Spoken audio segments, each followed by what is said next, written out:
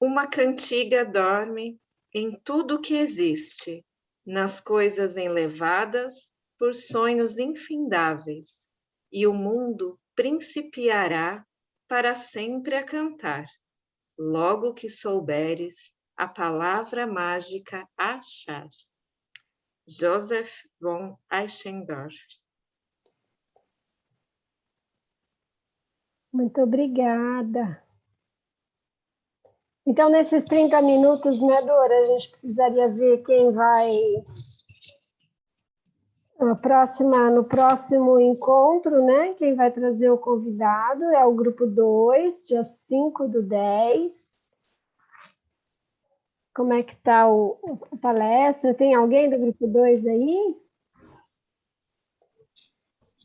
Ninguém do grupo 2? Então, a gente vê no final, Rose. Daniele, Patrícia, Thaís Salles.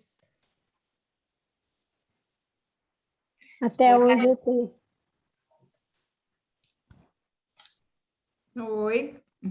Oi, Patrícia, você chegou. Cheguei, tudo bem?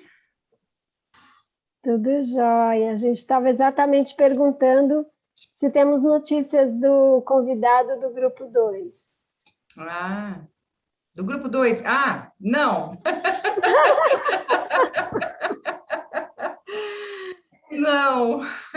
Não conseguimos ainda confirmar com ninguém, assim. Tivemos algumas ideias, mas não deu certo ainda. O encontro de vocês é no dia 5/10, é aquele encontro extra que a gente fez para conseguir fazer com que todos os grupos tivessem essa oportunidade, né, de trazer os convidados. Eu vou ver, nós precisamos checar isso realmente, ver para conseguir. A gente não conseguiu, a gente pensou em algumas pessoas, mas não deu certo. Mas vamos trabalhar nisso. Joia, Patrícia. Tá? Obrigada, querida. Aí você Nada. vai dando notícias para a gente ter tempo hábil de fazer cartaz e etc, né, Dora? Sim. A gente está fazendo uma divulgação no site da faculdade. Não é uma divulgação assim grande, mas é uma divulgação como atividade do nosso grupo de pesquisa, sabe? Certo. Nós podemos, porque a gente pode abrir, né, para outras pessoas, mas a gente não está fazendo uma divulgação de massa, tá certo? Porque não é esse o objetivo, tá? Claro. Legal, Dora. Obrigada. Eu vou. Então, 5/10, né? Isso, mas aí se vocês puderem até 20, 25 de setembro mandar para a gente. Seria melhor, né? Na verdade, a Ju que está fazendo o cartaz, né? Ela faz bonitinho, depois eu mando para a Madara subir no site, tá? Ok. Tá bom. Então, houve uma dúvida no grupo, né? Se quando a gente, então, tivesse os convidados, haveria apresentação das pesquisas. Sim, né? A gente tem 4 encontros e cada dia um grupo apresenta a sua introdução, que no fim vai servir como um resumo para o congresso também, né? Tá? Então, a gente teve no primeiro encontro o grupo 1, e hoje a gente tem a introdução do grupo 2, assim espero. Sim. Né? Sim, tá. Que mais? Pronta. Então, o congresso também vai subir para o site essa semana, ele vai acontecer de 4 a 6 de novembro, e a gente precisa fazer as inscrições para o GT. Essas inscrições, elas vão até outubro, né? Então, cada grupo, né, cada um dos 4 grupos, vai pensando o que gostaria de apresentar, porque vai subir o resuminho, mas depois pode apresentar o trabalho parcialmente, ou se conseguiu desenvolver integralmente. O texto, o artigo que vai ser produzido, ele não vai ser entregue agora, é só no ano que vem, tá? Porque a gente vai passar pelo congresso, vai passar aqui, vai discutir, e aí o ano que vem a gente combina a entrega desses 4 artigos, tá? O ano que vem, que data? Você tem uma noção de quando? Eu acho que talvez na segunda reunião, né? Quando a gente retornar, talvez na abril? segunda, por aí. Mais ou Março, menos abril. abril. Isso, mais ou Tá. menos. Entre Mas março e abril. o congresso que vai ter vai ser agora em novembro. Novembro 4 a 6 de novembro, 4 isso. a 6 de novembro, tá? Só para relembrar. Tá. Mas eu quero dizer que só com os trabalhos que vocês apresentaram aqui no semestre passado, vocês já podem fazer parte do congresso.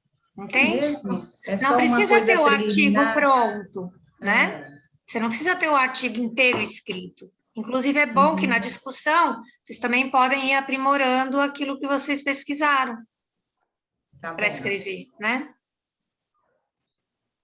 É porque no GT do Congresso, vocês apresentam, e as pessoas que estão presentes e as coordenadoras do GT fazem perguntas e sugestões. E Tá. isso muitas vezes enriquece a continuidade do trabalho. Do Assim que trabalho. funciona um GT Tá.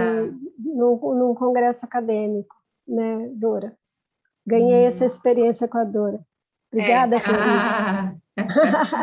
Alguns pedem o texto antes, viu? Outros pedem no meio do caminho, outros pedem no final. Nós estamos priorizando a entrega lá no final, porque a gente entende que precisa desse debate, né?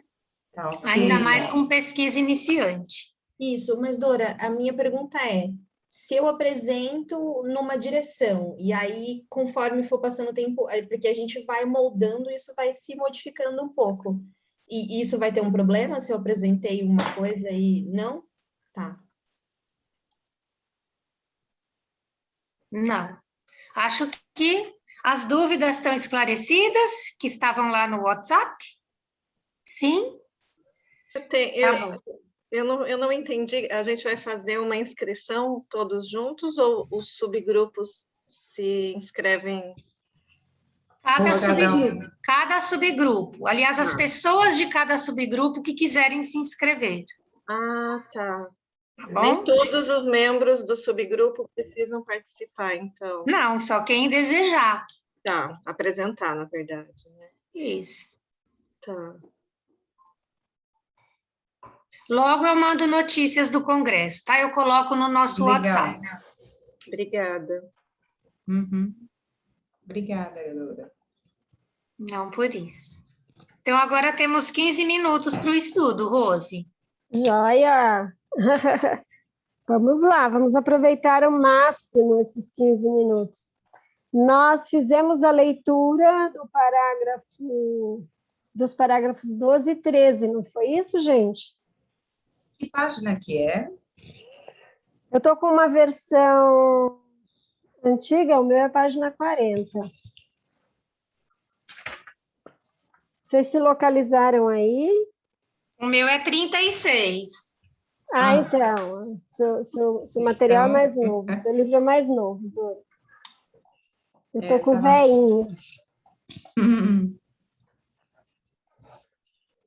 Foi isso? Vocês conseguem lembrar? Eu estava marcado na página 36 aqui, mas eu estava em dúvida, por isso que eu perguntei. Tá. Acho que até foi você que leu, né, Patrícia? Acho que foi. Né? Isso. E aí, vamos tentar retomar o assunto? O que é que está escrito nestes 2 parágrafos? Eu lembro que a gente chegou num tema muito importante para a questão do desenvolvimento da linguagem, com base naquilo que o Steiner fala, mas isso precisa ficar muito claro para todo mundo.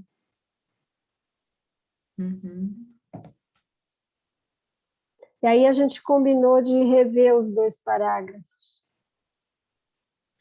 É o parágrafo que começa com tudo isso? O 12 é o ainda temos de aprofundar-nos mais nesses 3 importantes processos de desenvolvimento da criança. O 12. E o 13 é, por outro lado, para o que se apresenta no aprender a falar, ainda flui algo bem diferente. Certo. Não, é porque você fala 12, 13, para mim eu não tenho essa conta aqui.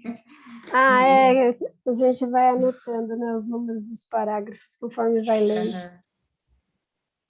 Tá bom. Ajuda um pouco a gente a Uhum. se localizar como o encontro é mensal, né? Né? Quer ler novamente esses 2 parágrafos? Eu acho que, diante do silêncio, alguém gostaria de trazer à memória?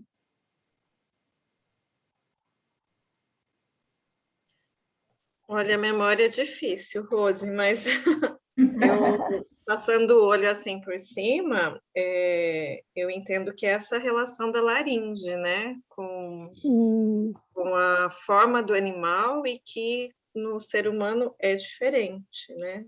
Uhum, uhum. Cada, o ser humano é um reino em si, né? O animal ele engloba, né, a qualidade da espécie. Uhum.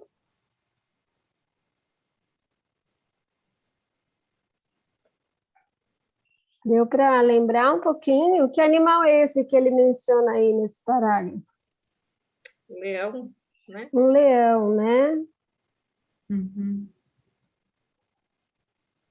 E que isso conforma a sua forma. Né? Isso, que as forças que emanam da laringe do leão dão forma ao leão. É o exemplo que ele dá, mas ele fala que as forças que emanam da laringe do animal, elas formam o animal. Uhum. Isso é bem, assim, é uma constatação que o Steiner faz, que é bem nova, vamos dizer assim, é muito ousada, vamos dizer assim, para o tempo dele, e até hoje, para nós, é muito difícil compreender isso, né? Eu não vou adiantar, mas ele vai trazendo complementos para dizer como isso acontece no ser humano. E talvez a gente tenha que se acercar de alguns estudos que falam um pouco da laringe do ser humano. Qual é a função da laringe do ser humano? Será que ela tem só essa função de constituir, moldar a nossa fala, né? Dentro da visão antroposófica?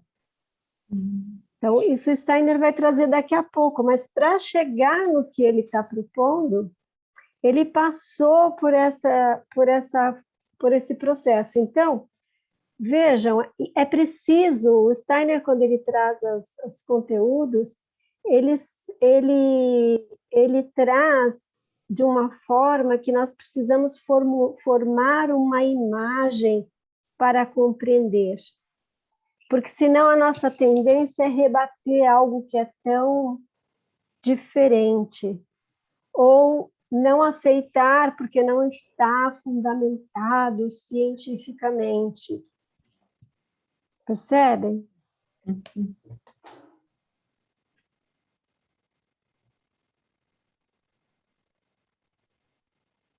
Talvez a gente... Eu sugiro da gente continuar lendo, Rose. Eu queria só fazer um exercíciozinho antes, Daniela. Aqui achar o trechinho onde ele fala do leão. É na página seguinte.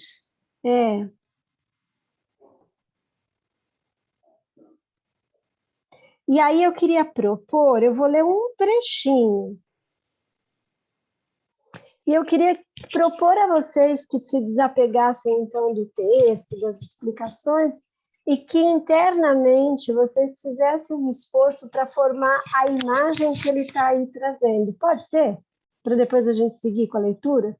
Porque se a gente segue, a gente, sem isso ficar com uma imagem firme dentro da gente, a gente começa a tropeçar lá na frente, tá?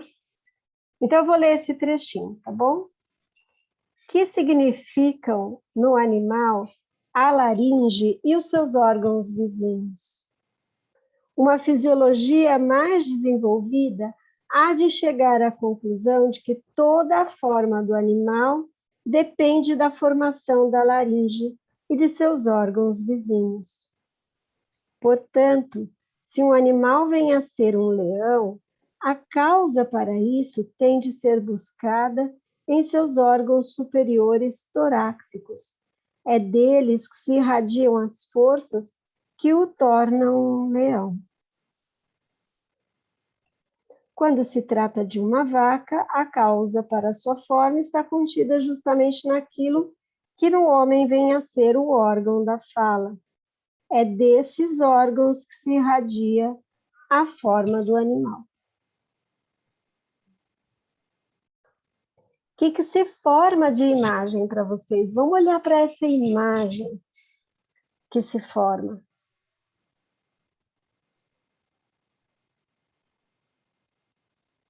Alguém imaginou isso que eu acabei de ler?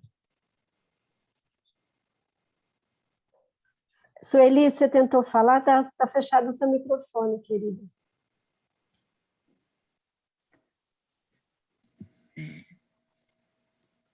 Abriu? Abriu. Estamos te ouvindo. Então, eu não consegui ler eu não tenho esse livro do Steiner, mas eu fiquei bem, me senti muito provocada com essa leitura que você fez aí. E assim, não sei se eu entendi bem, eu ia pedir para você ler de novo. Posso ler. E aí, é bom que você fez esse pedido, Sueli, porque eu quero pedir de novo, insistir com vocês que formem uma imagem, que deixem que isso venha para vocês em forma de imagem, como se vocês estivessem sonhando, ou como se vocês estivessem contando uma história, algo que aconteceu. Quando a gente conta, se eu estava lá naquele lugar e a gente faz uma descrição, se forma uma imagem dentro da gente, não é? Imagina, né? Então é desse exercício que a gente precisa fazer agora, para a gente se acercar desse conteúdo. É isso que o Steiner propõe nessa linguagem imagética. Pode ser? Estou parecendo muito louca, gente. Vai lá, me digam se vocês vão imaginar aí, vamos? Estou contando uma linda história para vocês, tá? Vou até tentar começar com Era uma Vez. Era uma vez, onde foi, onde não foi, Sr. Rudolf Steiner fez a seguinte pergunta: que significam nos animais a laringe e seus órgãos vizinhos? Uma fisiologia mais desenvolvida há de chegar à conclusão de que toda a forma do animal depende da formação da laringe e de seus órgãos vizinhos.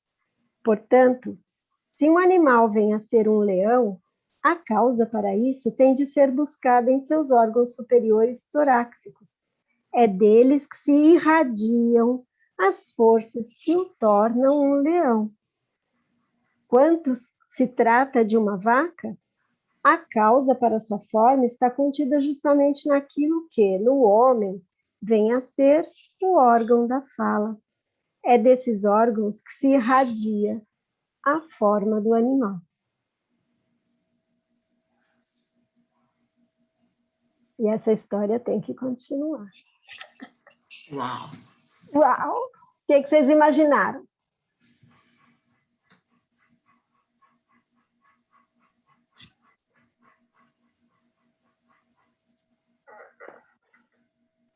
Ai, meu Deus. Acho que eu fui pelo caminho errado, ninguém imaginou nada. Vocês estão conseguindo me ouvir? Porque eu estou com 4G, vocês estão conseguindo me ouvir? Sim, Bruna. Vai lá, contadora de histórias. Pois é, assim, foi muito bom ter lido de novo, porque da primeira vez eu entendi que do leão vinha do tórax e não da laringe. E aí eu fiquei tentando entender por que de um vinha do tórax e do outro da laringe, mas eu fiz uma imagem bem imagética na primeira mesmo, uma coisa meio quase que a transformação da Bela e a Fera, e um tórax que se abria e saía um leão, e uma laringe que se abria e vinha uma vaca e depois um ser humano. E aí, Rose, se você tá doida, eu tô junto contigo. Que bom, né? Aí, quando leu de novo, eu já vi uma coisa mais aulinha de ciências ali e compreendi que, pelo que eu compreendi, não sei se eu compreendi certo, a forma dos animais, ela se inicia nesse órgão que é a laringe, e é dali, daquela forma primária, que a gente vê qual animal será formado. Enquanto você terminava de ler, eu fui vendo aquela coisa mais escola, assim, e aí me veio uma pergunta, e aí eu vou compartilhar com vocês, porque esse assunto está dentro de mim, assim, essa coisa da comunicação. Eu tenho uma cachorrinha e eu tenho certeza que ela se comunica comigo. Mas e aí eu fiquei com essa, né? Qual tipo de comunicação? Então, será que qual tipo... Nossa, gente, acho que eu estou viajando muito. Qual é o tipo de comunicação que eu estou preparada para trazer ao mundo me permite ser um animal criado através da laringe? Então, como que eu vou usar essa comunicação? Não sei, viajei, né, Rose? Que até você assustou agora. Viajou. Agora você viajou, Bruna. Mas é isso que a gente precisa fazer, a gente precisa se soltar disso que é cartesiano. Senão a gente não vai entender o que o Steiner está querendo dizer. Bruna, põe a sua pergunta no chat. Eu tentei anotar, mas eu não consegui. O que é importante para a gente finalizar, que a gente tem 1 minutinho? Quando Steiner fala de irradiação de forças, e que essas forças elas nascem na laringe e que elas vão dar forma. Na tua segunda imagem, Bruna, você se aproximou bastante desse conteúdo, de como ele é. Na primeira, realmente agradeço por você dizer que a segunda leitura foi importante, mas na segunda imagem você se aproximou bastante. Então, como é que a gente pode imaginar uma formação a partir da laringe? Como é que a gente pode formar a imagem de um leão se constituindo a partir da laringe? E Steiner fala de forças que se irradiam. Rose, só eu não estou conseguindo evoluir no pensamento, porque sempre quando a gente vai falar sobre formação, sobre corpo, sobre animal, sobre pessoa, a gente imagina tudo centrado no coração, que o coração é o principal, mas aí ele está falando que a forma se irradia da laringe. Aí eu fico pensando se isso não virou um principal ali. Lógico que o outro é vital, mas também é um órgão super importante. Isso. É isso, Kátia. É para mexer mesmo com a gente, né? É para mexer com a gente. Porque não é fácil você pensar fora da caixinha. Exatamente. Mas eu vou falar para vocês que são 19h30, vou fazer o convite para vocês relerem esse parágrafo, não tem importância, e a gente, no próximo encontro, a gente parte daqui com esse exercício imaginativo, e aí a gente vê como a gente vai dando passos, porque agora chegou a hora da gente receber a nossa querida Sandra. É uma alegria, Sandra, te ter aqui comigo. Com a gente, olha que egoísta eu falando comigo. Sandra, olha que privilégio, Sandra. Sabe o que é isso, gente? É que a gente já contou muitas histórias juntas, já tecemos muitos fios. Bem-vinda, querida. Obrigada, Rose. Não sei se a Daniela quer fazer uma apresentação, se você mesma faz, mas você já é muito famosa, todo mundo deve te conhecer. Bem-vinda no nosso grupo de estudos. Obrigada, Rose. Vou te passar a palavra para a gente aproveitar cada minuto da tua presença aqui. Tá bom.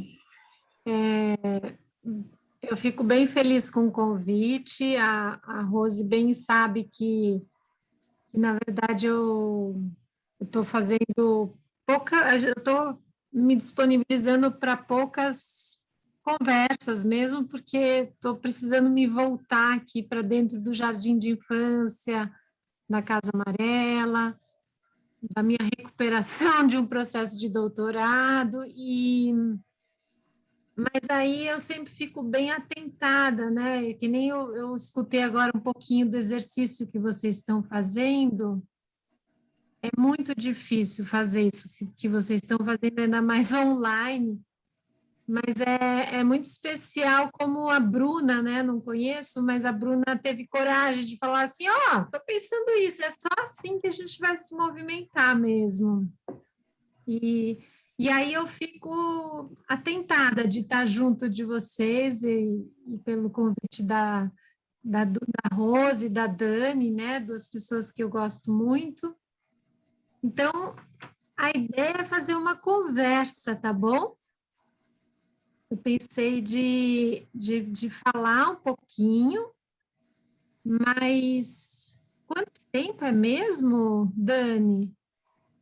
Então, Sandra, a ideia seria uns 20 minutos de você trazer a sua experiência, né? A sua, né? Um pouco do que a gente conversou, focado no nosso subgrupo 1 ali, né? Tá. E depois é essa conversa mesmo, a gente abrir para a gente perguntar e se lapidar mutuamente. Tá bom. Fica bem à vontade.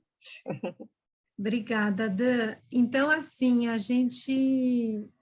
eu vou contar algumas coisas que eu achei que talvez poderia ser interessante para vocês, mas depois também vocês vão perguntando, a gente pode ir para outro lado, assim. A gente fica à vontade, tá? Eu vou usar alguns slides, são poucos também, só para ajudar um pouco na organização, porque eu fico um pouco dispersa, assim, no computador, sabe? As coisas... Aí, às vezes, eu uso o slide para me concentrar, assim, para onde eu vou, até porque a gente não tem todo o tempo do mundo, né? Então, eu vou começar por aí, tá bom? Vamos ver, né, Dani? Se eu consigo fazer direitinho agora.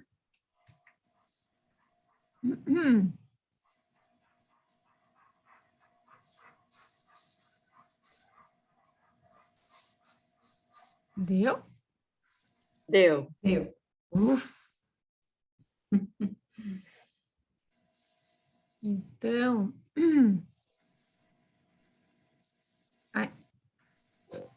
Então, assim, e também eu escolhi esse fundo preto porque ele me alivia na tela, tá? Tudo eu estou explicando, né? Mas é porque às vezes fica meio sóbrio demais, mas eu fico aliviada com o fundo escuro. Enfim, mas isso também pouco importa, porque são bem poucos slides, tá? Então, assim, a Dani, né, veio fazer o convite em nome do grupo de vocês para eu contar um pouco dessa experiência, dessa observação fenomenológica, esse nome tão difícil, né, na educação infantil. Então, eu escolhi um jeito de contar para vocês, mas isso pode mudar também depois com as perguntas. Então, eu resolvi que eu ia começar contando para vocês, e aí é isso que eu estava falando para a Rose no começo, que eu terminei meu doutorado em março, aí eu fechei aquele negócio, falei, eu não quero nunca mais falar disso. Mas eu resolvi, pela configuração desse grupo, sendo na faculdade, e que vocês estão pesquisando, estudando, eu achei que valeria a pena comentar algumas coisinhas desse processo. Então, é a primeira vez que eu olhei de novo para isso, nem é profundamente, mas para vocês verem como vocês são especiais. E aí, eu queria só falar o nome do título da minha tese, que é Um Caminho de Observação Fenomenológica. Ai, eu estou com um negócio bem na frente, desculpa. Eu não... Ai. Bom. Sacos. Só que estava com uma coisa bem na frente aqui. Um Caminho de Observação Fenomenológica, Gestos e Narrativas do Brincar na Educação Infantil. Então, essa tese foi feita na Universidade Federal de Santa Catarina. Para você fazer um doutorado nessa universidade, você tem 3 provas para passar, e né, desde prova teórica, enfim, e uma das provas é um projeto de pesquisa para ver se eles aceitam o que você quer estudar.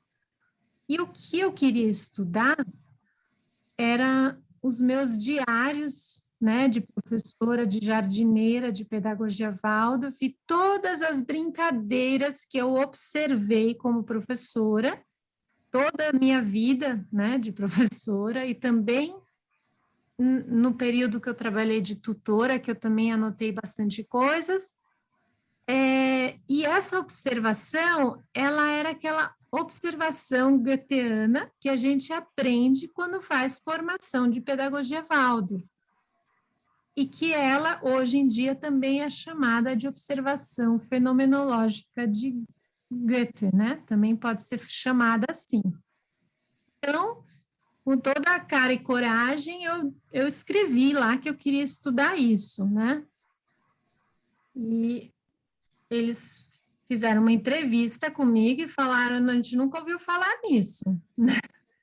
Como é que você vai fazer isso, né? Assim, e aí eles aceitaram, sim, a empreitada de estar fazendo esse estudo comigo, e aí isso começou com este processo, e que foi muito interessante para mim.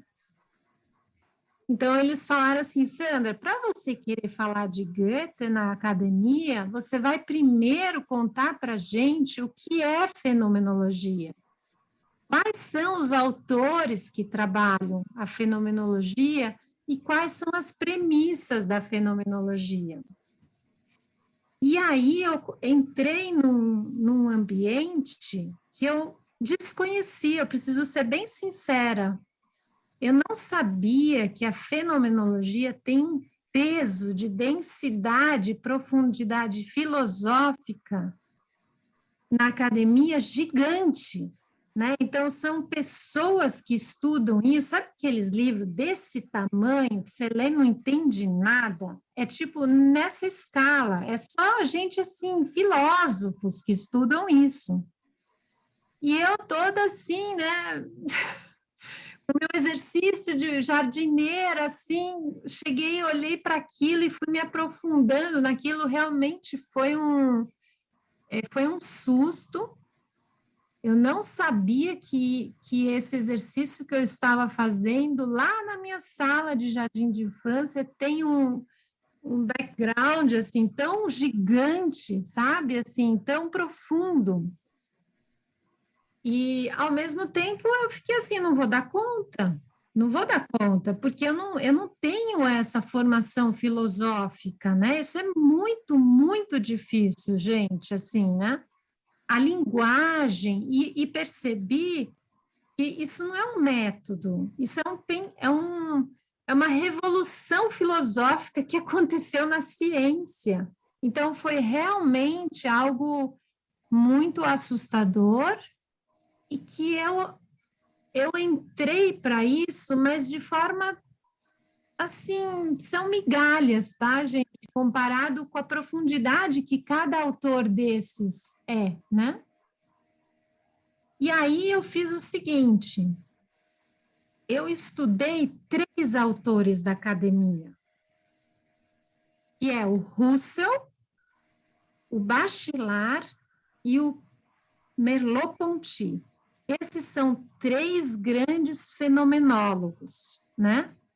O Russell, esse Edmund Russell, eu estudei ele porque eles dizem na academia que ele é o pai da fenomenologia. E eu ficava assim, por que ele é o pai, se o Goethe veio antes dele, né? Eu lembro que eu perguntei isso para um médico fenomenólogo, o Ricardo Gelman. Ele, daí, Sandra? Então o Goethe é o avô. Aí eu, não é assim, gente.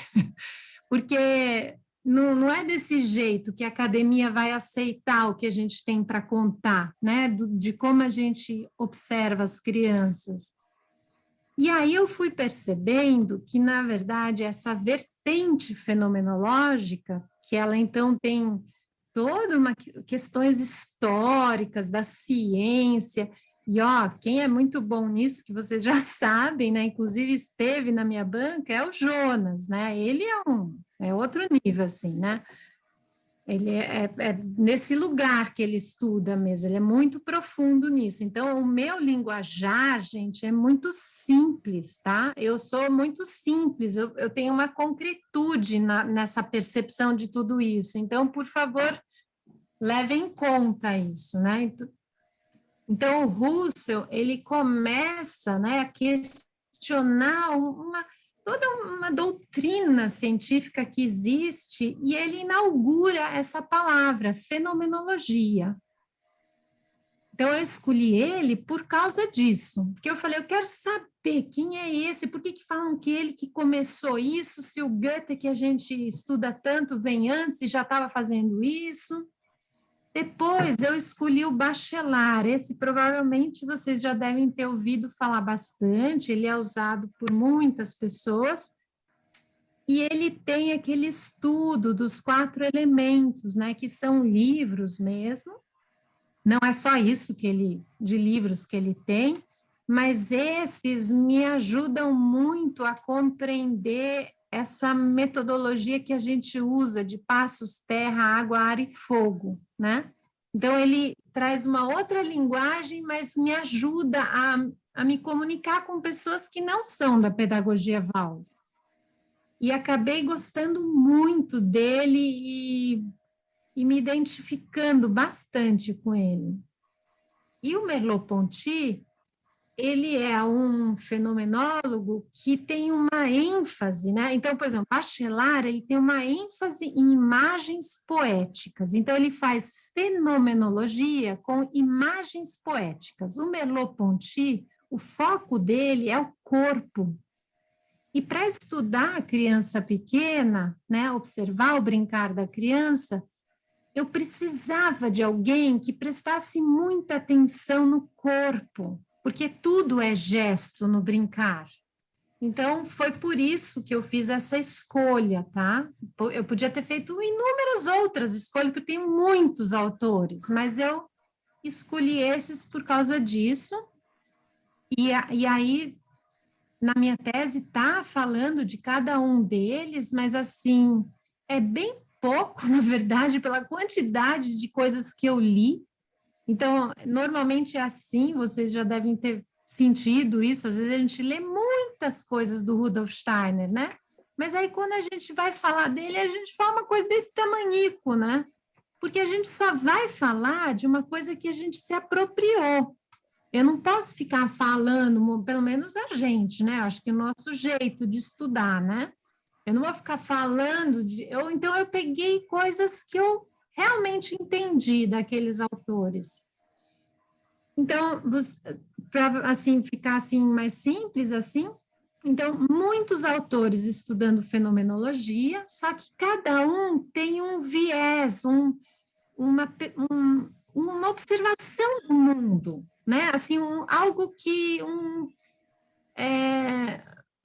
especificidade, tá? Mas todos são fenomenólogos. E aí, dentro disso, depois disso, eu falei, agora eu quero ver aonde aparece o Goethe e o Rudolf Steiner, né? E o Goethe, então, vem antes desse Russell, então, quando nem se falava ainda de fenomenologia. Então, o Goethe, a gente fala que a forma de fazer ciência do Goethe, hoje em dia, se chama fenomenologia. E isso é uma coisa que o Jonas, no livro dele, vocês podem ler, assim, né? O Jonas, ele inaugura isso mesmo. Então, é importante essa palavra, a forma de fazer ciência de Goethe, muito antes da palavra, né? A fenomenologia faz parte das premissas do que significa fenomenologia hoje. E ele é muito especial porque o Goethe, ele não é um filósofo, ele então traz uma forma de fazer ciência fenomenológica prática, realizável, concreta. Porque quando você lê Russell, Bachelard, Merleau-Ponty, você pode achar lindo, né? Se quem consegue entender, porque, olha, é uma dureza isso. Mas você fala, tá bom, chegar na essência, mas e daí? Como que é isso na prática? Mas quando a gente aprende o exercício na pedagogia Waldorf, esse método, né? Que não é um mero método, gente, isso é muito mais que um método, né? A gente já tem uma releitura do Rudolf Steiner da forma de fazer ciência do Goethe.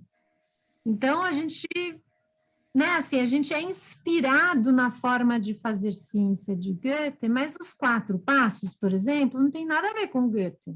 Ele não fez 4 passos nunca na vida dele, tá? Até falei uma vez com um pesquisador lá do Goetheano, ele fala, não fala em 4 passos, isso aí é ridículo, isso não foi nada do Goethe. Tá bom, né? Enfim.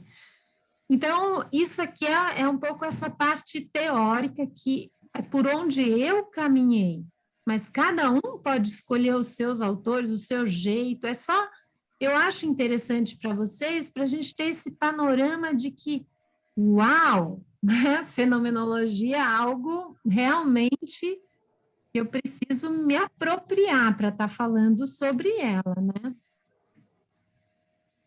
E aí eu queria falar um pouquinho também do Goethe, que também para mim foi muito especial isso,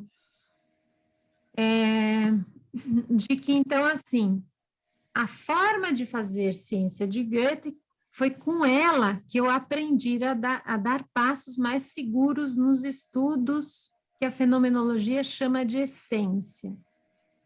Em suas investigações científicas, pude aprender o que é retornar às coisas mesmas, despertar a experiência do mundo que se mostra através da maneira maravilhosa do autor observar a natureza. Então, todas as premissas do que é fenomenologia, que você lê nesses grandes livros, é o jeito que o Goethe faz ciência. É bonito demais de ver isso, né? Então, quando eu falo essa palavra premissas, é assim, sei lá, vocês podem olhar aí no Google, o que é fenomenologia? Vai ter umas premissas, voltar às coisas mesmas, colocar o mundo entre parênteses, chegar à essência, tá? Que ótimo, mas o que significa isso, afinal de contas, né? E essa possibilidade que o Goethe nos traz é uma parte prática, né, disso. Mas o Goethe, então, ele não fala daqueles 4 passos que a gente costuma chamar, né? Ele fala de 2 princípios, de polaridade e intensificação. Aí, de novo, gente, eu sempre vou referenciar o livro do Jonas, porque ele fala isso muito forte.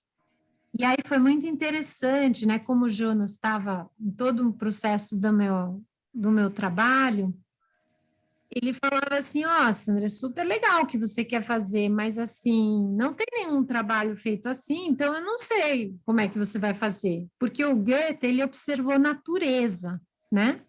E a gente, quando faz esses exercícios, a gente usa muito dessa possibilidade e ela nos ajuda muito.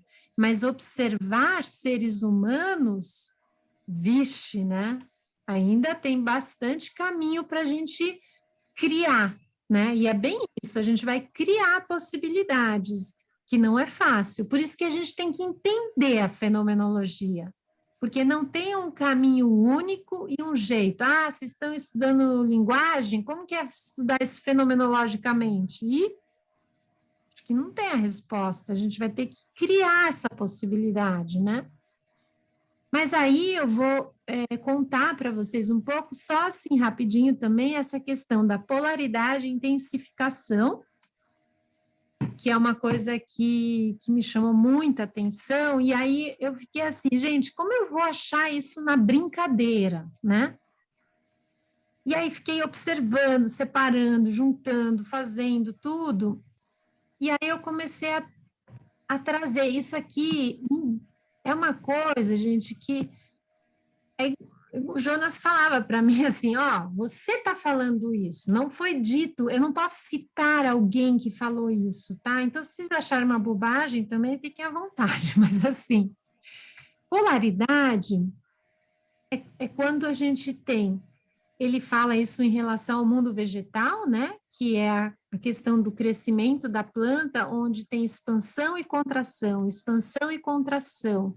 E aí, no brincar, depois de muita observação, eu comecei assim, nossa, a encontrar essa expansão e contração na brincadeira. E aí eu vou usar a mais óbvia, né? Mas tem inúmeros outros exemplos, mas eu só vou passar por esse, que eu acho que é assim, embora seja óbvio, a primeira vez que eu descobri isso, assim, não é descobrir, na verdade, é ficar claro, é como se a brincadeira se mostrasse, eu também fiquei bem feliz, assim. Então, assim, expansão, brincadeiras de correr, por exemplo, pega-pega, né? Mas não é assim apenas uma percepção assim, porque ele está correndo muito e gritando. Você precisa perceber isso na corporalidade, no gesto da criança, né? E aí, o esconde-esconde, como essa percepção da outra polaridade, né, que é a contração. E aí, eu gostei bastante dessa imagem, porque tem essa meio árvore, assim, que fecha, assim, né? Então, algo que a criança está fazendo no corpinho dela, no primeiro setênio, ele se transforma depois para algo para dentro da criança, né? De possibilidade de alma, assim, né? Então, é algo que está totalmente em gestos, em corpo, em ambiente, vai para dentro depois, né? E que se mostra espontaneamente na brincadeira. A polaridade normalmente é mais fácil da gente encontrar, ela é uma linguagem bem simples para nós, assim, sabe? Agora, o que é mais difícil é encontrar isso que ele chama de intensificação. Também tive que ler muito para tentar entender como isso poderia surgir na brincadeira. Então, o que eu encontrei foi assim, intensificação é a possibilidade de diversidade no mesmo. Goethe viu isso nas plantas, né? E no nosso caso aqui, é assim, a gente tem basicamente, sei lá, 4 materiais, caixotes, pneu, tábuas, enfim.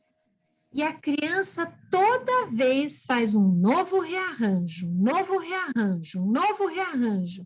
E isso é praticamente, gente, infinito, as possibilidades que a criança consegue rearranjar no mesmo. Então, isso é o que Goethe chama de intensificação, é como eu encontrei isso no brincar, né? Então, pequenos 2 exemplos, só para vocês terem uma noção dessa dimensão, de como é difícil encontrar essa linguagem do Goethe dentro da especificidade do que a gente está observando, né? Aqui, mais uma vez, esse aí foi muito impactante para mim, porque essas crianças foi, né, na minha experiência na África do Sul, e eles tinham este brinquedo dentro da sala. Era um brinquedo de toquinhos. E eles brincavam com isso todo dia com o maior entusiasmo do mundo. Eles não ficavam enjoados, como as crianças que eu tenho aqui ficam enjoados das coisas. Lá eles não ficavam enjoados de nada. E aí, eles pegavam esses toquinhos e começaram com formatos muito básicos, bem primitivos e simples, e eles foram sendo elaborados e complexificando de uma maneira, e foi uma coisa assim, sabe, que eu pude acompanhar 6 meses direto, o mesmo brinquedo, todo dia, 1h30, né? Então, foi algo que eu fiz até um livrinho de tantas ideias que eles tiveram. Foi, para mim, um grande exemplo de intensificação.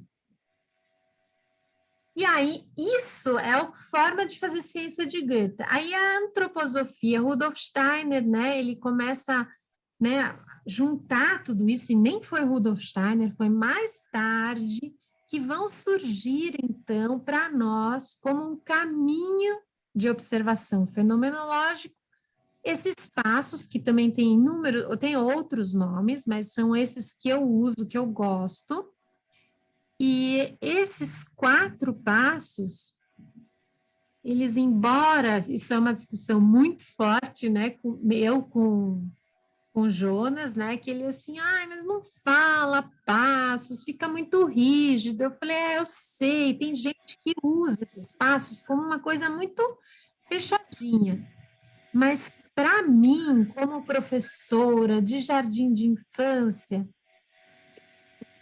foram assim como norteadores na minha forma de observar. Eles me ajudaram a ter uma observação minuciosa, cuidadosa, um processo.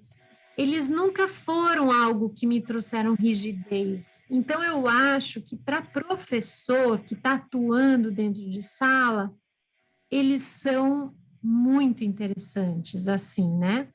E aí, depois que eu estudei bacharel, né, eu percebi que essa nomenclatura de terra, água, ar e fogo, ela tem algo muito maior, né? Ela realmente é um código para o ser humano, né? Ela não é, sim, ela contém uma imagem muito maior do que algo como passo 1, passo 2, passo 3, passo 4, né? Então, enfim, isso era uma coisa que eu queria contar esse processo para vocês, ele está super mais detalhado, enfim, tem um monte de nuances nele, mas para vocês terem esse panorama, né? Aí eu queria contar para vocês que dentro desse jeito de fazer ciência, de olhar para a criança, então, eu venho trabalhando com o território, assim, bem sistematicamente, e aí a gente fez um estudo uma vez com 7 pesquisadores, onde cada um ia seguir estes passos, e foi bem desafiador para mim fazer isso, porque eu estava coordenando esse grupo, porque não eram professores Waldorf, né? E aí eu ficava toda hora agradecida que eu tinha esses nortes, assim, para olhar para como eles estavam observando, porque é muito fácil a gente chegar em sentimentos e não uma observação bem minuciosa. E aí, isso, porque faz parte do território, virou um filme que, para quem tiver interesse de ver, fica bem legal.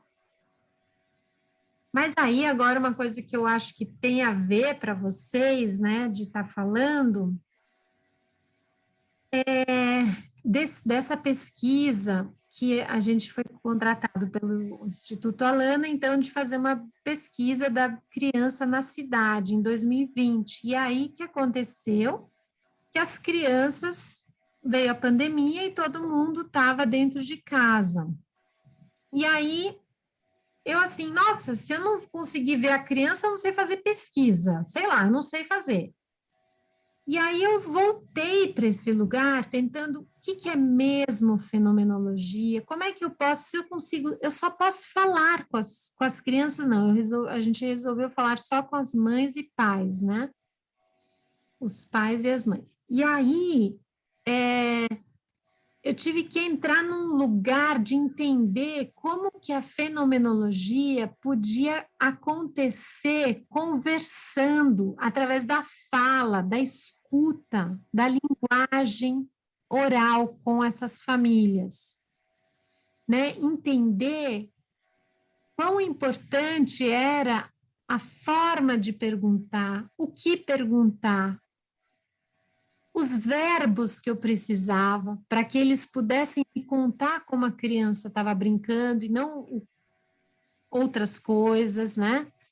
Então, esse foi um processo bem interessante e ele foi tão importante que a gente, ineditamente, né, o território não fez apenas um filme, e sim podcast para a gente escutar as famílias falando, ouvir a fala das crianças, dos pais, enfim, né? Então, quem tiver interesse de dar uma olhadinha nesse material, eu acho que ele está bem especial mesmo. Acho que era um pouco esse caminho que eu queria fazer para abrir para vocês, para perguntar, só para dar um panorama geral, mas aí que vocês possam agora, o que vocês realmente querem saber? Não sei se eu viajei.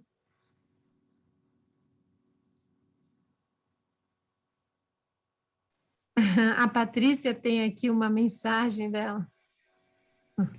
Quer falar, Patrícia? Ah, não, é que enquanto você estava falando, né, dos autores lá sobre a fenomenologia, né, Sandra? Eu falei, nossa, é por isso que o Russell, né, é chamado de pai, porque ele usou a palavra, simplesmente, ele nomeou, né? Isso. E por isso que ele, de repente, ficou como sendo o pai da fenomenologia, né? Mas... E tem na verdade, assim, foi bem bonito, porque no meu texto também eu escrevo isso. Quando alguém coloca um nome em alguma coisa, quando o nosso filho nasce e a gente põe o nome, este vai nascer, vai ser o Gabriel. Muito antes o Gabriel estava chegando.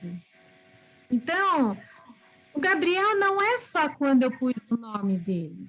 O Gabriel já nuvens falando, essa é minha mãe, esse é meu pai. Então, a ciência é assim também, né? Quando chegou, tinha muita gente já trabalhando nessa direção. Tem alguma coisa da gente, a gente se tornou cientistas completamente mortos, né? A gente está na abstração. Isso me fez lembrar também, dentro da psicologia, tem um livro antigo, que agora não me recordo o autor, mas é um filósofo que escreveu sobre isso. E ele o tempo inteiro, no livro inteiro, é o livro do isso, do aquilo, né? E ele estava falando do inconsciente. E depois o Freud veio e falou e nomeou o inconsciente. E, na verdade, as pessoas falam, não, porque o Freud descobriu o inconsciente, é ele que falou, né, que trouxe o inconsciente. Não, já existia um livro inteiro de um outro filósofo, e ele nomeando, explicando sobre isso, mas ele não deu um nome. Né? Então, também tem. Isso! É curioso, né? Muito curioso. Mas, nossa, parabéns pelo seu doutorado, muito interessante. Gostaria de ler, se tivesse oportunidade, né, Sandra? Sim, parece muito rico, muito especial, realmente. Ele é bem simples, viu, Patrícia? Mas eu gosto. Tem toda a minha, né, na verdade, todos os registros lá são desde que eu saí da graduação, né? Então, né, quando eu tinha o quê? 24 anos, né? Então tem registros, ó. Eu sempre tive esse hábito, né, de escrever sobre meus alunos. Então, e principalmente no ato de estarem brincando. Então foi bem forte assim. Mas eu passo depois para a Rose o link, ela está disponível agora. Pode todo mundo. Ah, legal. Como a gente está aqui nesse grupo de pesquisa falando sobre a linguagem, sobre o desenvolvimento da linguagem e tal, o que você observou, né, no brincar das crianças relacionado com isso? Com a brincadeira e a linguagem? Não sei, você pode falar alguma coisa nesse sentido? Sim. Então, quando vocês estão dizendo linguagem, vocês estão falando da oralidade, é isso? Sim, né? Da comunicação entre as próprias crianças, e com a criança e o adulto, né? E dessa presença, dessa oralidade da linguagem. Então, porque assim, quando, não sei, ali onde eu estava contextualizada, né, eles sempre têm essa preocupação, porque eles denominam, não sei como que é no grupo de vocês, linguagem podem ser inúmeras, pode ser uma linguagem artística, blá, blá, blá, e a linguagem da oralidade, né, que depois vira escrita, enfim. E aí, no título tá, né, escrito narrativas gestuais e orais, né? Então, na verdade, é um monte de historinhas que eu vou contando durante a tese, né? A maioria delas são gestuais, porque eu tenho realmente bastante apreço, né, por essa brincadeira mais silenciosa, e eu não pergunto nada nunca, né, porque é no brincar espontâneo, livre, que eu estou fazendo essa pesquisa, porém,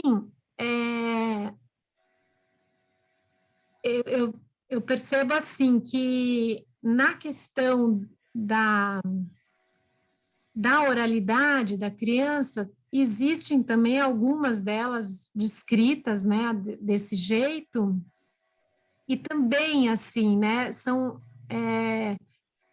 expressões, na verdade, são historinhas, né, narrativas que eu falo, que elas são pequenas pérolas, assim, para mim, né, assim, Então, eu não sei exatamente se eu posso falar alguma coisa para você disso, mas essas brincadeiras que eu coloco na tese são brincadeiras que sempre me dava assim tirava o chão, né? Assim, que pode ser uma frase de uma criança, né? Tem uma, por exemplo, que a criança está falando assim, eles estão discutindo na hora do lanche o que é infinito, né?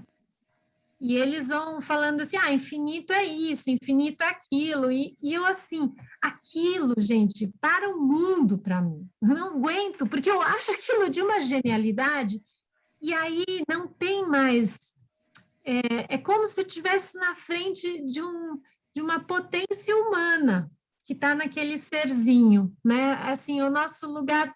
E isso, para mim, tem muito a ver com fenomenologia, porque quando eu vou observar uma criança naquele lugar de uma professora que estuda muito, que é muito interessada, que isso, e a gente sabe muito, todas vocês sabem, todo mundo sabe muito.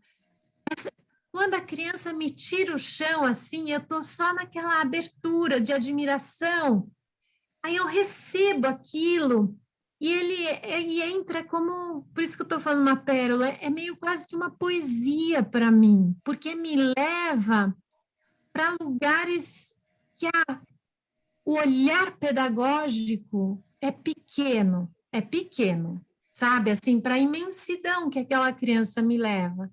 Que às vezes é pela oralidade, mas a maioria das vezes, no meu caso, é por gestos, né?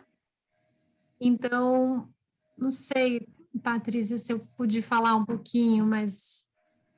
Sim, isso que você descreveu como intensificação, né, no brincar, que você relacionou e falou das imagens lá da África do Sul, das crianças brincando, eles estão contando uma história através do brincar deles a cada dia também, né? Sim. Então, tem uma narrativa que está sendo feita, que está sendo construída, né? E ela pode não ser verbal, realmente, né?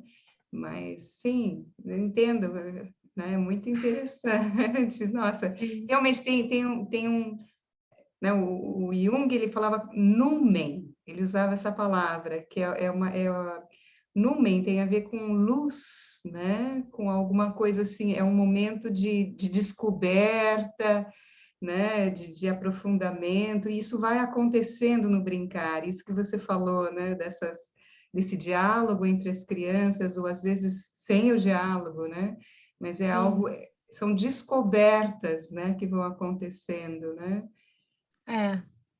Muito Sandra, interessante. posso fazer uma pergunta? Sim. Obrigada, Sandra. Desculpa, Patrícia. Então, aqui nós estamos nesse foco da linguagem, né? Mas cada um dos subgrupos está especificando, vamos dizer, né? Quais as formas. E o nosso se propôs nessa linguagem, né? Nesse processo na ausência, que foi a pandemia. Como é que a gente lida com esse gesto à distância, com esse protocolo, enfim, né, com esses confrontos. E daí, os nossos relatos entre nós foi bastante significativo, porque tinha um fio muito interessante de um sentimento, vamos dizer assim, né? Partindo de um sentimento em comum. Como desenvolver esse olhar, essa observação fenomenológica? Não sei se eu estou sendo clara, assim. Porque a gente pode se embasar, né? Fazer todo um estudo, assim, mas o foco são as nossas experiências, que é isso que você trouxe aqui, né? E a sua experiência, como a nossa, assim, tem muito de sentimento. E a gente fala assim, a gente está no olho do furacão também, né? Que a pandemia está aqui ainda. Que sugestão você nos dá para um caminho de construção a partir da fenomenologia? Tá. Então, Dani, eu acho que assim, por isso que eu falo que os passos são muito importantes, né? Então, se a gente resumir bem resumidinho assim, a gente pode até relacionar os passos com os corpos, quadrimembração. Então, assim, não tem como eu começar a olhar para uma coisa com um sentimento grande demais, porque eu não vou conseguir aterrar, eu não vou conseguir ver o fato em si, né? Então, uma coisa é você se abrir e estar admirada no sentido, né, dessa abertura. Isso é um pré-passo, né? Isso é um pré-requisito, mas se eu tenho interesse de olhar em alguma coisa, eu preciso ter essa abertura, deixar o que eu sei um pouco para trás. O que eu sei são meus sentimentos também, né? Porque, por exemplo, assim, eu sou uma professora que trabalha milhares de anos na escola. O menino entra ali na voltinha da sala, do jeito que ele anda, eu já sei que tipo de menino que ele é. E eu já sinto algo por aquilo. Não vai dar para olhar para esse menino assim. Eu estou olhando para tudo menos para ele, né? Então, assim, a pandemia, ela é algo que está muito... A gente está muito forte o sentimento da pandemia. Está mais difícil olhar para a pandemia agora do que no começo, porque era aquele assombro, eu não sabia o que era. Agora eu estou exausta, entende? Todo mundo tem uma nuvenzinha assim em cima de todos nós e todo dia a gente dá um para se levantar, né? Então, primeiro, não sei, não é que a gente consegue tirar isso, mas a gente precisa reconhecer isso. E aí, quando a gente reconhece, isso já está o suficiente. Já, putz, eu tô nesse, né? Tá assim. Então, deixa um pouquinho aqui, agora deixa eu olhar para isso. O que eu quero olhar? Eu quero olhar, né? Agora eu vou usar o meu exemplo, porque eu não sei exatamente o de vocês. Assim, gente, eu queria saber o que as crianças estavam fazendo dentro de casa. Mas, para mim, não dava para perguntar para a criança, porque criança você não pergunta para a criança o que ela está fazendo. A gente não trabalha assim na pedagogia Waldorf, né? Isso é um lugar de consciência, né, que não é de criança. Aí eu precisava da mãe e do pai. A mãe e o pai falavam de tudo, menos o que me interessava, na verdade, saber o que eles estão fazendo, estão brincando do quê, né? Então, eu tive que achar um jeito de perguntar, né? Assim, estão brincando de pega-pega, então me descreve como é esse pega-pega. Ai, que chato, né? É assim, dois irmãos, eles pulam na cama e aí corre pelo quarto. Ó, isso já é muita coisa, Dani, muita. Então, quando vocês estão querendo saber, precisa fazer esse chão da pesquisa, essa terra, porque senão nada me sustenta. Eu vou ficar nessa coisa de sentimento e aí eu ando para lá e para cá, sabe? Bem como uma brisa me leva e eu não tenho consistência no que eu vou falar, o que eu vou perceber. Eu não sei se ajuda um pouco, Dani, mas por aí. Sim, muito obrigada. Se alguém tiver mais alguma pergunta. A Ana Carolina perguntou onde que encontra o podcast. Tá bom, eu vou mandar também. Na verdade, é bem fácil no site, mas eu vou mandar nos links mais fácil para vocês, porque aí vocês já entram direto onde é. O podcast tem 7 episódios. O primeiro é da pesquisa, é quase que assim, como que a gente construiu essas perguntas, o que foi fazendo, como é que foi fazendo. Ele é meio teórico, assim, mais chatinho.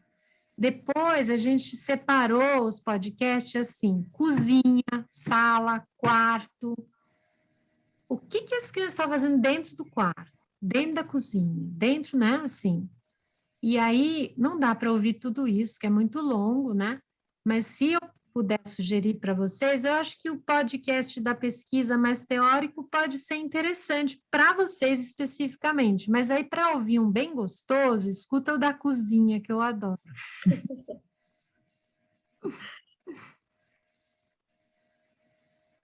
Sandra, tem muitos agradecimentos aqui, algumas colocações, eu não sei se dá tempo da gente ler, tem umas reflexões bastante bonitas aqui, né? Olá! Mas alguém já pôs. Olha lá, também. Que bom, obrigada, viu? Contos ancestrais. Mas eu queria deixar agora com as professoras, né? Primeiro agradecer para finalizar, eu acho que foi incrível para mim, e o nosso grupo também agradece muito. Eu também posso sentir das meninas muita gratidão por você ter nos presenteado e ter se aberto. Seus tesouros aqui, né? E pérolas que são muito importantes. Muito obrigada, muito obrigada. Imagina, Dani, obrigada você e todas, mas você e a Rose em especial, que já tem uma trajetória longa com vocês, né? Da longa, mas da Dani também. E a Fernanda faz um comentário no chat também, do teu olhar sensível, Sandra. Eu acho que isso é o que nós estamos em busca, acima de tudo. Acho que a gente pode fazer pesquisas e pesquisas, encontrar autores e respostas, mas o mais importante é como nós chegamos com esse olhar sensível nas crianças. E você... Então, anos e anos percebendo a Sandra, e ela sempre foi assim, gente. Nós fomos jardineiras juntas. Tem toda uma história, não dá para contar a história toda, mas nós somos jardineiras, iniciamos jardineiras juntas. Sim, isso mesmo. E esse olhar da Sandra já se revelava lá. E, Sandra, eu tenho que te contar que eu colecionei pérolas da linguagem. Então, tem uma listinha. Talvez eu não tenha colecionado tanto quanto você, mas tem uma listinha aqui das coisas que as crianças falam, essas que tiram o chão da gente. Ai, que legal. Como é que responde essa pergunta? Não sei. É isso mesmo. Muito bom. Façam isso, gente. Vocês viram o que caderninhos e caderninhos levam para a vida? Façam isso. Se a gente escolher um tema aqui, se a gente está vinculado a um estudo, que esse estudo seja vivo acima de tudo, né? E é gostoso fazer isso assim, nessa espontaneidade, porque eu nunca imaginei que isso ia virar alguma coisa um dia, né? É pela alegria de fazer. Talvez um dia vire alguma coisa, talvez não, mas já só de fazer essa alegria, essa conexão com a criança já é muito, né, Rose? Isso mesmo, isso mesmo. E aí o Geraldo faz também alguns comentários aqui, ele também é um grande leitor, estudioso, e ele faz um comentário sobre o Bachelard. Eu não sei, vocês deviam falar, né? Não a gente lê o chat. Mas enfim, ele fala que foi, Geraldo? O que ele falou do Bachelard? Aí ele vai falar. Estava comentando aqui, na verdade, na discussão de você com a Patrícia, né, sobre o Russell, sobre o Bachelard e sobre o Merleau-Ponty. Aí eu estava comentando que um estuda a consciência e o outro estuda a percepção, né? Merleau-Ponty faz a fenomenologia da percepção. Porque fenomenologias são muitas, de fato, né? Cada autor desenvolve a sua fenomenologia, como a gente que é eu sou psiquiatra, né? E a gente acaba lendo psicanálise, a gente vê também que existem psicanálises, né? A psicanálise a psicanálise lacaniana, kleiniana, bioniana, e assim também são as fenomenologias, né? São vertentes próprias, né, cada uma delas, e a do Goethe tem um caráter especial também, com, né, a fenomenologia da natureza, que hoje a gente chama assim, ele nem batizou dessa forma, né? A gente batizou para ele, né, com essa palavra, né? E como muitas coisas a gente batiza depois, né? Tem coisas que são desenvolvidas, igual você falou mesmo, as coisas estão sendo desenvolvidas, só depois é que alguém vem e batiza.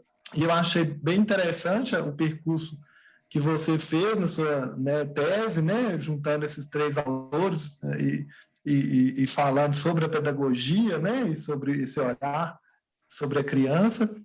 E aí eu fiquei com essa questão da África do Sul, porque eu lembrei da minha infância, que eu nasci no interior e brincava de fazer boizinho de lama, né, e espetava palitinho no boizinho de lama.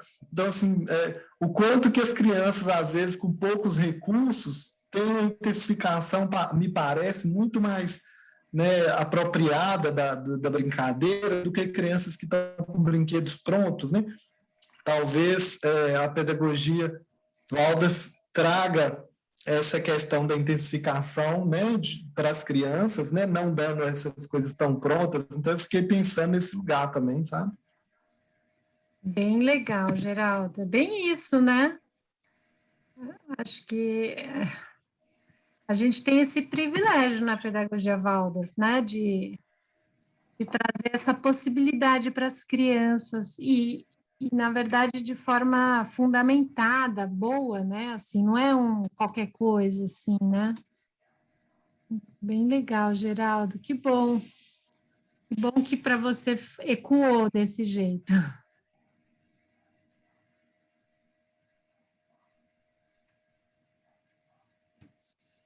O pouco que se transforma em muito, né? Meninas, eu achei aqui o link da tese, tá? Para vocês. Aí vocês podem entrar direto lá se alguém precisar ou quiser dar uma olhadinha. Aproveita também que, assim, como é uma coisa com muitos capítulos, você lê o capítulo que quer também, né? Não precisa ler tudo, não.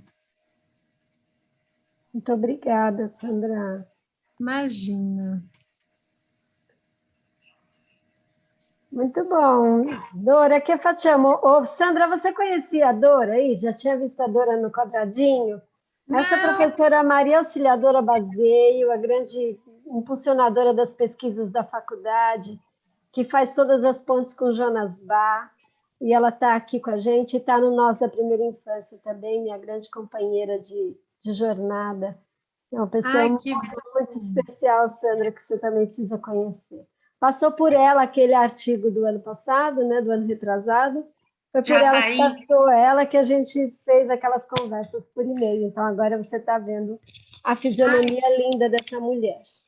Que bom, prazer, Dora. Prazer é meu, viu, Sandra? Lindo o seu trabalho, muito inovador e eu com certeza vou ler. Né? Quem sabe mais para frente a gente pode conversar ainda mais, né? Porque é muito estimulante tudo isso que você está trazendo, enfim, muito inovador. Né? Parabéns pelo trabalho. Dora. E gratidão por ter vindo falar aqui no grupo, né? Eu estou aqui ajudando a Rose nessa linha de pesquisa e as meninas que tiveram aí a tarefa de encontrar uma grande voz que pudesse falar sobre a questão do brincar, da linguagem, né, do ambiente natural, do ambiente social, né? Então, muito agradecida pela sua presença. Imagina, gente, muito obrigada a vocês todos pela disponibilidade e espero ter contribuído um pouquinho.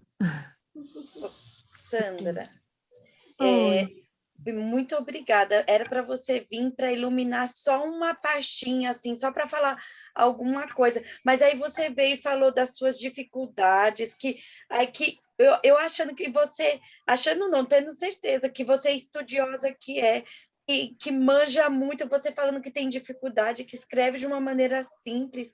Porque, assim, a gente está para escrever esse trabalho, e aí você, quando começa a escrever, você fala assim, e agora? E agora? Por onde eu vou? E agora? E agora? Aí você veio, além de acalmar o nosso coração com o nosso trabalho, né, do grupo 1, que é fenomenologia, que já falou, já acalmou o coração. Ainda você fala que vamos escrever de forma simples. Aí acalmou mais o coração ainda. Muito obrigada. Ai, que bom, Kátia. A fenomenologia trabalha com experiência vivida, gente. Então, assim... Eu sei que tem esses grandes filósofos, mas o nosso trabalho é esse. A gente está aqui na escola e era esse lugar que eu ficava tentando segurar a onda ali no meio dos filósofos. Gente, o lugar é esse e ele é de grande valor, viu, o nosso trabalho. Isso. E, Sandra, só para você lembrar, a Kátia, a Andréia, a Irene, não sei se tem mais alguém, tem algumas meninas que não estão aqui hoje, fizeram parte do grupo lá na faculdade, dos encontros. A Kátia, eu reconheci a Kátia, eu vi ela grandona aqui. Que bom te ver. E as outras também. Olha lá, Andréia. Muito bom, muito bom. Felicíssimo esse encontro. Muito feliz esse encontro para nós, viu? Sandra, muito obrigada. Talvez a gente possa, como a Dora falou, engatar em mais conversas, que já foi muito boa. Foi só uma pitadinha, mas foi muito boa, e você nos inspira muito, como a Kátia falou. Então, obrigada. Tá bom, obrigada para vocês. Bom descanso para todos. Tchau, tchau. Obrigada, Sandra. Obrigada.